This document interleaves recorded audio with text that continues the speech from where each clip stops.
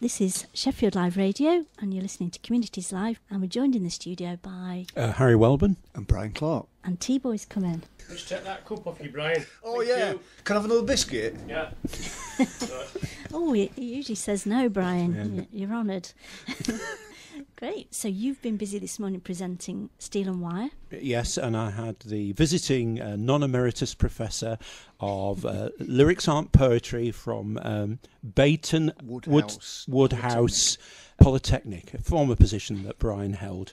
Yes, but Brian was really on to talk about this charity gig that he's doing with his band beginning of next month. Fantastic. So can you tell us a bit about your band, Brian? Yeah, the band's called Kahootz, and it came together in a very informal manner. We were just a bunch of friends playing in a pub. We knew each other through open mic sessions, and it was a very sort of organic thing that just happened. Is that a bit of a cliched word? I won't do the very good radio marks. That, Brian. Yeah, like the radio ventriloquist.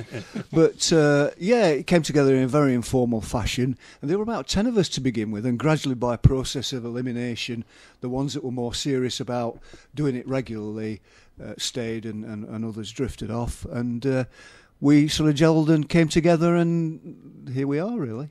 Lovely, great. So when is the gig? It's on Monday the 7th of November, and we actually take to the stage at 8:45 p.m. Lovely. And have you been a musician all your life?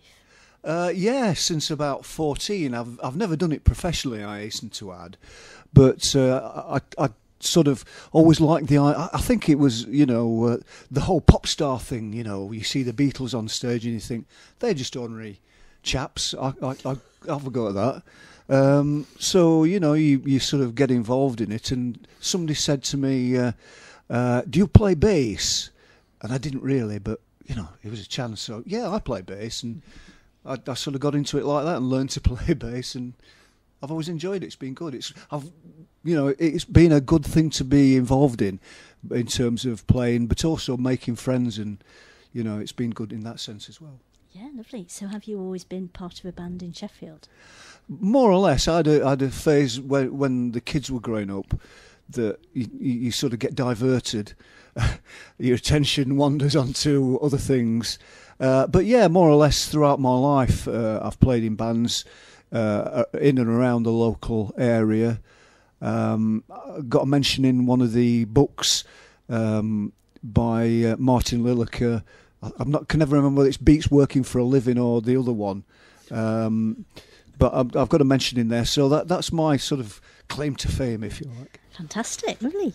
So there are loads of live venues, music venues in Sheffield, aren't there? There's Yellow Arch Studios and Garden's Rest. Oh, it's fantastic now. When you think back to the 70s, 60s and 70s, you were restricted, really. There was the odd pub that put on live music, but then you had to tread that really precarious path of playing in working men's clubs and be quiet, the bingos on and stuff like that, So it's great these days, yeah. Yeah, it was almost like the music was an afterthought, whereas now it's central, and that's why people go to the pub, isn't it? Yeah, absolutely. Yeah. And, any night of the week, you can sort of pick up a live list, and there's somebody on, and you think, yeah, you could spend your whole life going out and watching live acts, and I think that's great. Live music is what it's all about for me, and always has been, and you can't beat that experience of sitting or standing or dancing or whatever you like to do with a live band on. It's great. Yeah.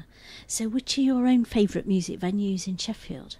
I like Yellow Arch. I've seen bands on there, and I've actually been to open mic sessions there, and I like it because and this is a bit sad in a way, it reminds me of how I imagine the Cavern might have been back in Liverpool.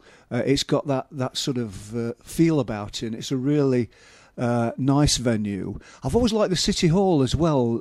I know it's large and cavernous, but I've seen some great acts on there, and I think it's become a little bit of a tradition there that, you'd go and see the Who at the City Hall, and I suppose it's ingrained in me somewhere. But there are so many. I'm going to have missed somebody that afterwards I'll think, oh, I should have mentioned that. But there are so many great live venues. The Garden's Rest we've been talking, although they do it on a small scale. Great stuff, Yeah, lovely. And Chris was in earlier, who's planning to reopen the Boardwalk Beer Hall in January. Snig Hill. Yeah, Snig Hill, Snig Hill. sorry. So that's again got a long history. I think it was known as the Sheffield Cavern. Yeah, many bands there. It had got that sort of reputation as being the place in Sheffield for live music for a long time, and it's a great place. It was the Mucky Duck, and then it was something else, a Complete Anglo. That was it, yeah. And then it, Black Swan. It's got such a long history, and some great bands there. I've always been a big fan of a band called Love, an American '60s band, brilliant.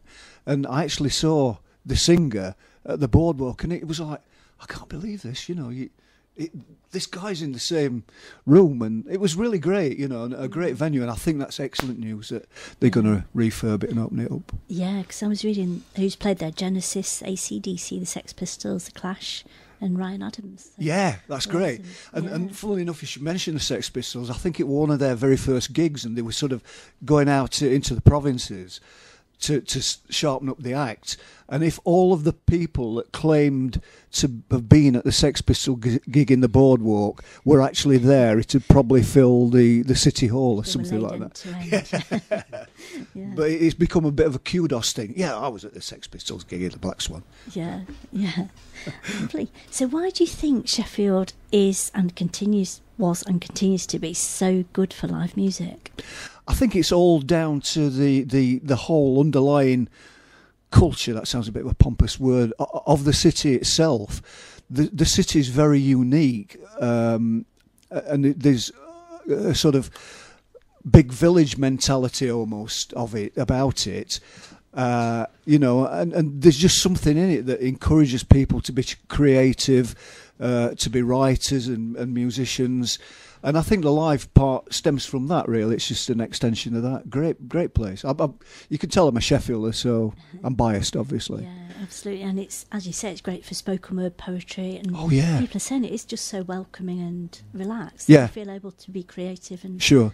Yeah. I go to an open mic session at the Forest, and there's a lady gets up there called Rose, and she writes the most incredible poetry, and she just gets up and does it at an open mic night. And I think that's brilliant. That's to be able to do that and in a relaxed way for a poet. It takes some doing, I think, even probably more than a musician in a way. And it's great, and Sheffield does encourage that, I think, Susie. Yeah. So, Brian, any unfulfilled ambitions as a musician? Oh, loads and loads. Funnily enough, mentioning the City Hall, I've always wanted to play at the City Hall. I've seen friends of mine do it as support acts, but I've never actually done it yet. But, as of 1 o'clock on a Wednesday, I'm still alive and kicking. So, there's time yet. I'm an optimist. Yeah, fantastic. So you're listening to Sheffield Live Radio, and this is Communities Live with me, Susie Casson, and T-Boy. Are you around? Well, you still watching? Thank you. We're all fed and watered now. I can't believe how many cups of tea you get through, Susie, and yet you never manage to have time to go to the toilet. I don't. I'm amazing, I know. It is. It's a capacity I wish I had. So we're joined in the studio by Brian Clark from Steel and Wire, as well as many other things. And you were telling us about the gig on Monday, Brian. Yeah, Monday the 7th of November at am I allowed to say the name of the play, Rising Sun? Yes, please do, yes. You're supposed to come out with that thing, and many other pubs are available. The pubs are available. The gig is at the Rising Sun, yeah. So that's Monday the 7th of November. We take to the stage at 8:45, but we're hoping it's going to be more than just a music gig, that they may well be raffles and other things going off. It's a great pub, a really nice, relaxed atmosphere. So we're hoping to make a real night of it, make it an event rather than just a gig. It should be good. Yeah, and it's for a very good cause as well, isn't it? Yeah, absolutely brilliant cause. The Sick Children's Trust. And for anybody that isn't aware of what that does, is it seeks to provide accommodation for parents to be close to their children who have been hospitalised.